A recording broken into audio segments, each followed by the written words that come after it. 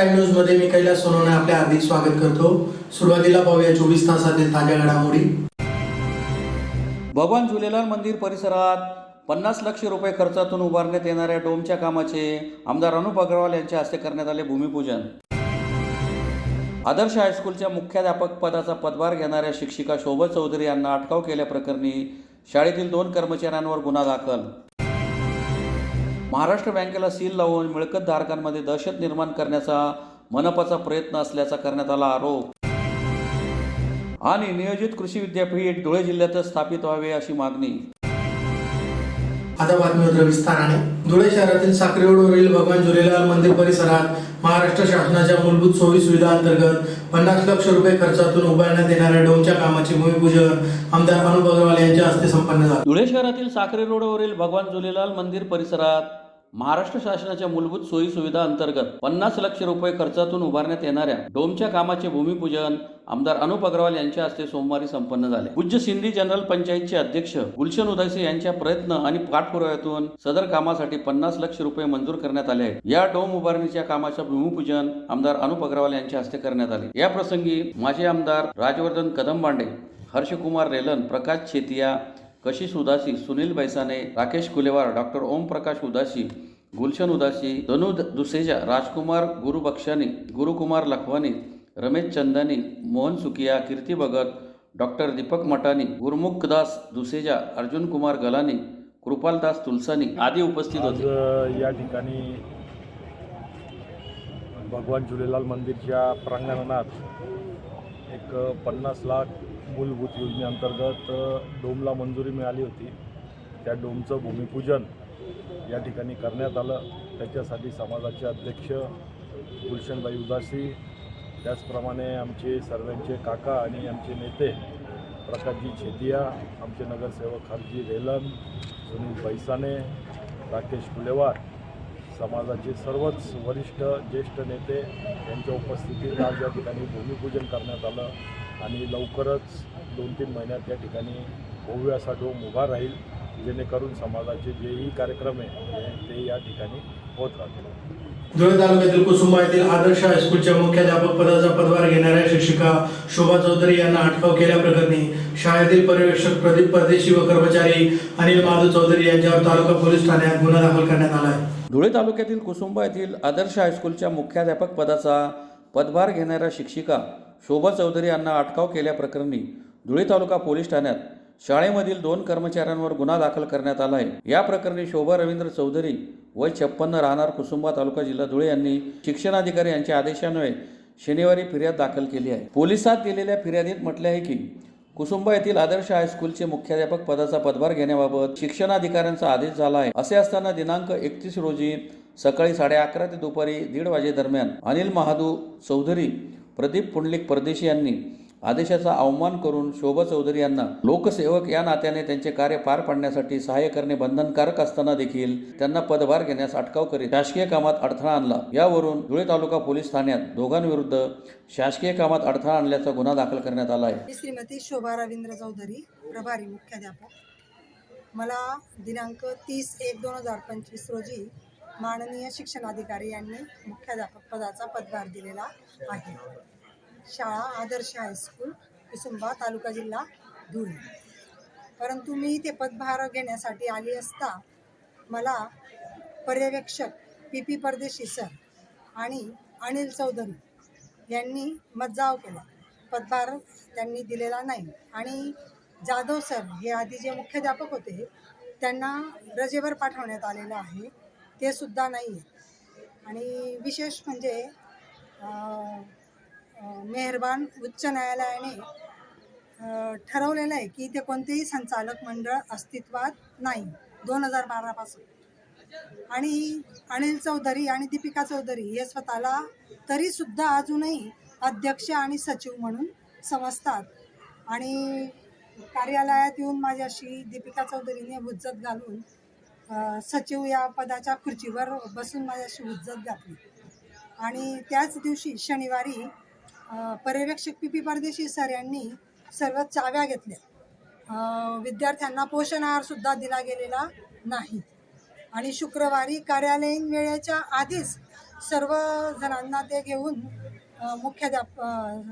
शिक्षणाधिकारी आणि जिल्हाधिकारी यांच्याकडे निवेदन देण्यासाठी ते शाळा सोडून निघून गेले. शाळा सगळी उघडी सोडून, आणि त्या म्हणून मग आम्हाला सील केलं आम्ही आणि कुलूप लावलं. सगळे कार्यालय आणि वर्ग सगळं उघडे सोडून ते चालले गेले. आणि शनिवारी तर पोषण आहारसुद्धा दिला नाही, मध्यान्ह भोजन विद्यार्थ्यांना त्यांच्यापासून वंचित ठेवण्यात आलेलं आहे. मी विचारलं असता त्यांनी सांगितलं की चाव्या, पोषण आहाराच्या चाव्या जाधव सरांकडे आहेत आणि पर्यवेक्षक PP सरांनी, परदेशी सरांनी आम्हाला शिजवण्यास बंदी घातलेली आहे. पोषण आहार जे करतात, शिजवतात, त्यांनाही मी विचारणा केली. आणि आताही सकाळपासून PP परदेशी सरांना फोन केला तर त्यांचा स्विच ऑफ येतो आहे, कारण 12वीचं प्रॅक्टिकल सुरू आहे. आता परीक्षा आहेत बोर्डाच्या, त्यांना आज हॉल तिकीट वाटप करायचं होतं आणि त्यांनी कार्यालय बंद ठेवलेलं आहे. त्याच्यामुळे त्यांना हॉल तिकीट पण वाटप करता आलेलं नाही. शासनाच्या आदेशाच्या विरोधात जाऊन हे सगळं कामकाज त्यांचं चालू आहे. तर यांच्यावर का कार्यवाही करण्यात येऊ नये असं मला वाटतं. आणि आज आम्ही शिक्षणाधिकारी आणि जिल्हाधिकारी, माननीय शिक्षणाधिकारी आणि माननीय जिल्हाधिकारी यांच्याकडे सगळा अहवाल आम्ही आज तसा देणार आहोत. महाराष्ट्र बँकेला सील लावून मिळकत धारकांमध्ये दहशत निर्माण करण्याचा महानगरपालिकेचा प्रयत्न असल्याचा आरोप इतिहासाचार्य विका राजवाडे संशोधन मंडळाचे कार्याध्यक्ष संजय मुंदडा यांनी पत्रकार परिषद घेऊन केला आहे.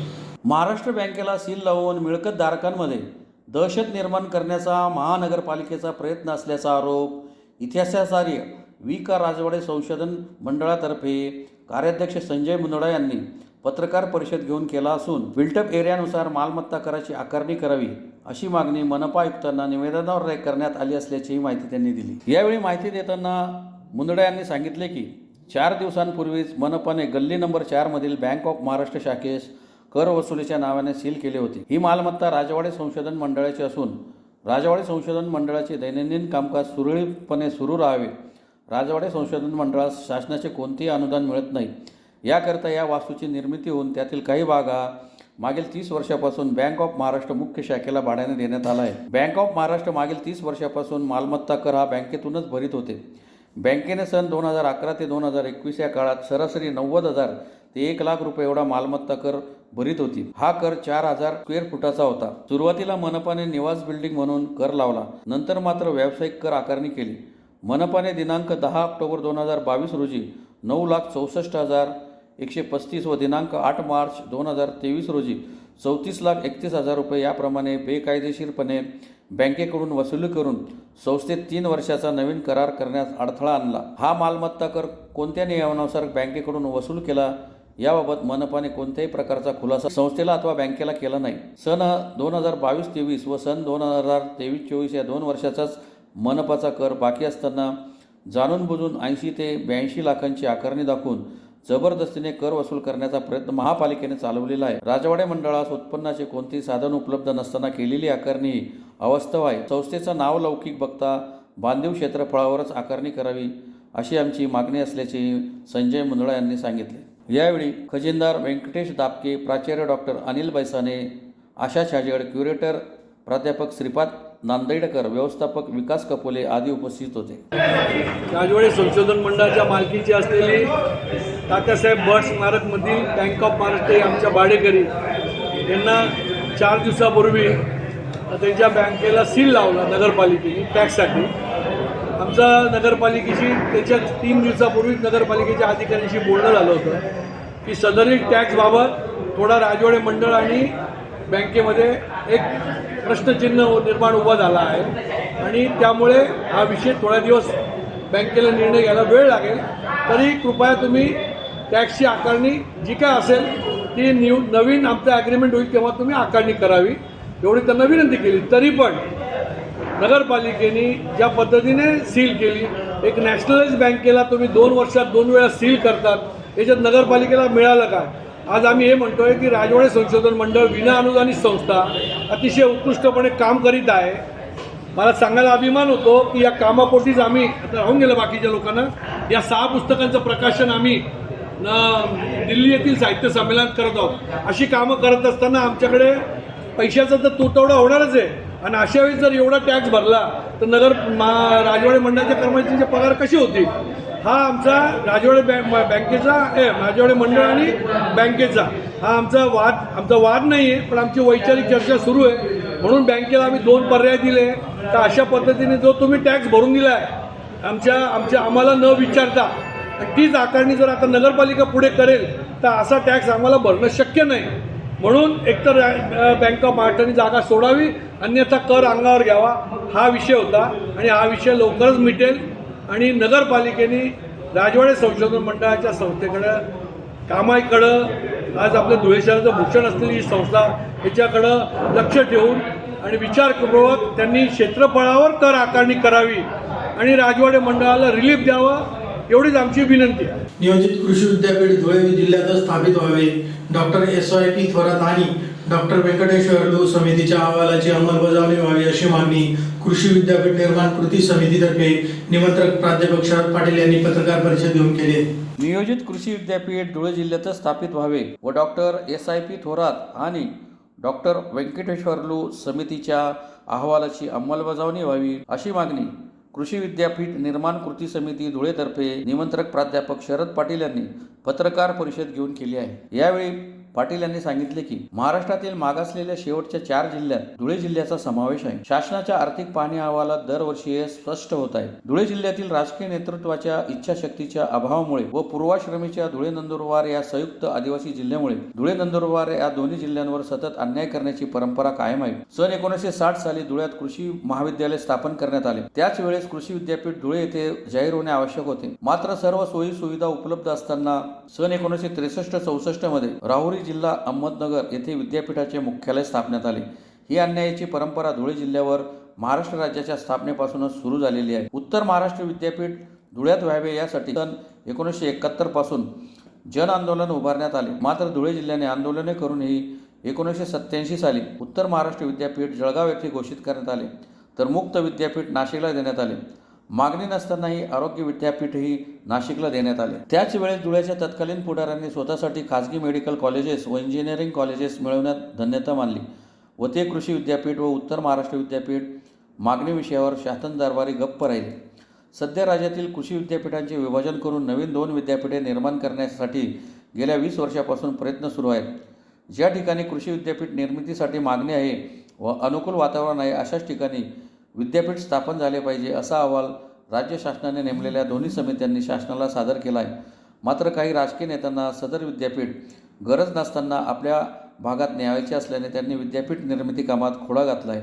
तरी नियोजित कृषी विद्यापीठ धुळे येथेच झाली पाहिजे अशी मागणी करण्यात आली. यावेळी माजी आमदार प्राध्यापक शरद पाटील, कृषीभूषण ॲडव्होकेट प्रकाश पाटील, माजी सभापती कैलास पाटील, सुभाष शिंदे आदी उपस्थित होते. म्हणजे मधल्या काळामध्ये माझा आणि नाथाभाऊचा संघर्ष तुम्ही पाहिलेला आहे. आता नाथाभाऊ पण आपल्या बाजूला आहे. इतकं रेडी इन्फ्रास्ट्रक्चर आहे, पाण्याची उपलब्धता आहे. विद्यापीठ जिथं आपण मागतोय त्याच्या बाजूला रेल्वे स्टेशन होत आहे, रेल्वेचे रूळ जात आहेत. संजय कारखान्याची आपण 200 एकर जमीन बाजूला ठेवलेली, अजून ती विकून दिलेली आहे.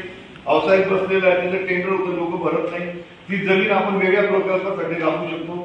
अक्कलपाड्यात पाणी आहे, सुलवाडेमधलं पाणी आता इथे आपल्या उन्हाळ्यामध्ये वाया जाणारं पावसाळ्याचं पाणी भरून 70% धरणं भरून घेण्याची योजना आपल्याकडे कार्यान्वित होते. वेगाने ते काम होते. म्हणजे इतकं जे इन्फ्रास्ट्रक्चर आहे ते रेडी आहे. ट्रॅफिक आयलँड आहे. नंतर जो रस्ता आहे आता तो 6 ट्रॅक होते, त्याचा 200-250 कोटी रुपयाचा मोबदला आपल्या विद्यापीठाकडे शासनाकडे रेव्हेन्यूकडे घेणं बाकी. म्हणजे इन्फ्रास्ट्रक्चर डेव्हलप करताना किंवा विद्यापीठ सुरू करताना आपल्याला ऑलरेडी इन्फ्रास्ट्रक्चर आणि वारंवार मी ही प्रेसवर तुम्हाला मुद्दा दिली तर तुम्ही सगळे अभ्यासक आहात, ही बाजूला तुम्ही रिझर्व करून ठेवा. ज्या ज्या वेळेला कृषी विद्यापीठाच्या विषयावर लिहिलं येईल ते तुम्हाला अभ्यासाचे मुद्दे म्हणून तुम्हाला याच्यात सगळे पॉईंट दिले की आपल्याकडे हॉर्टिकल्चर नर्सरी ऑलरेडी डेव्हलप आहे. जी नवीन विद्यापीठाला 35-40 वर्ष जुनी हॉर्टिकल्चर नर्सरी आपल्याकडे उपलब्ध आहे.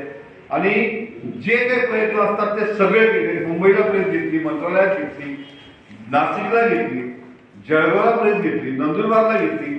सगळ्यांचं एकमत आता झालेलं आहे.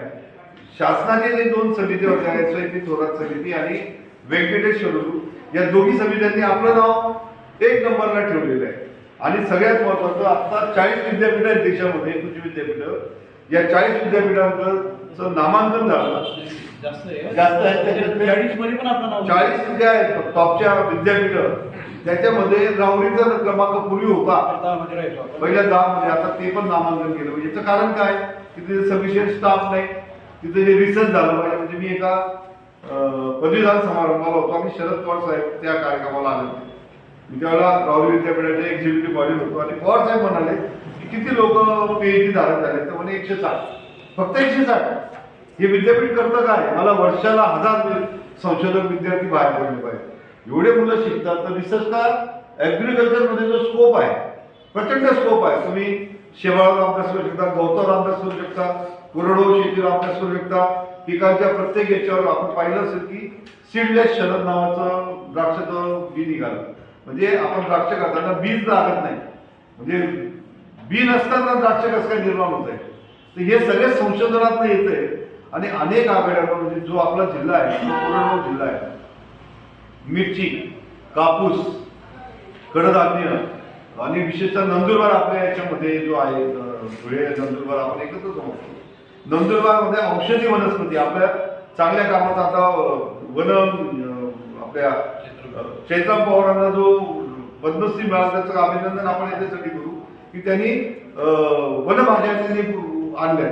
म्हणजे उद्या येणारं जे शॉर्टेज आहे भाजीपाल्याचं तर वनभाज्या पूरक झाल्या पाहिजे आणि वनभाज्यांचा मोचल आणला तर फॉरेस्ट वाढणार आहे. तर अशा अनेक गोष्टी या संशोधनातून विद्यापीठातून येऊ शकतात. मी नवीन कृषी मंत्री जे आहेत आपल्या जिल्ह्याशी वेगळ्या अर्थाने रिलेटेड आहेत. आम्ही विद्यार्थी दशेमध्ये कोगाडे साहेबांबरोबर आम्ही काम केलेलं आहे. पुणे युनिव्हर्सिटीमध्ये आम्ही समकालीन लीडर होतो. आम्ही त्यांना भेटलो, त्यांना जाऊन निवेदन माझ्यावर बोलावा होते आपले. पुन्हा एक नजर ठळक घडामोडींवर.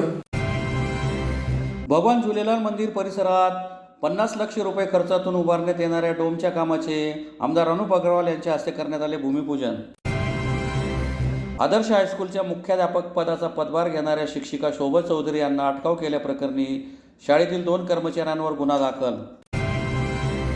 महाराष्ट्र बँकेला सील लावून मिळकत धारकांमध्ये दहशत निर्माण करण्याचा मनपाचा प्रयत्न असल्याचा करण्यात आला आरोप. आणि नियोजित कृषी विद्यापीठ धुळे जिल्ह्यातच स्थापित व्हावे अशी मागणी. याचबरोबर श्रीराम टाइम न्यूजची बातमीपत्र संपली. दिवसभरातील ताज्या घडामोडींसाठी पाहत राहा श्रीराम टाइम न्यूज.